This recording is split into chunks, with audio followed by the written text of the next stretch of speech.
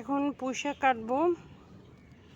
এই যে মানে গোড়া থেকে কাটলে তারপর আবার এখানে হবে, চিংড়ি গজাবে।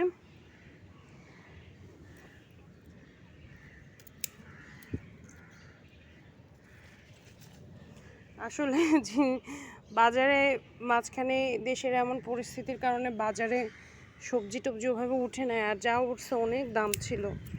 তখন এই বাগানের এইসব জিনিসপাতি নিয়েই আসলে আমরা চলছি কয়েকদিন।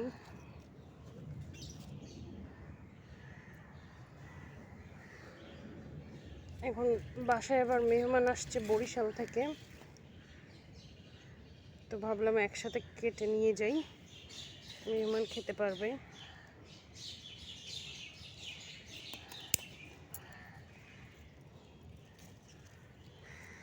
এগুলো চিংড়ি মাছ দিয়ে রান্না করব অথবা ভাজি করব, আরও অনেক আছে।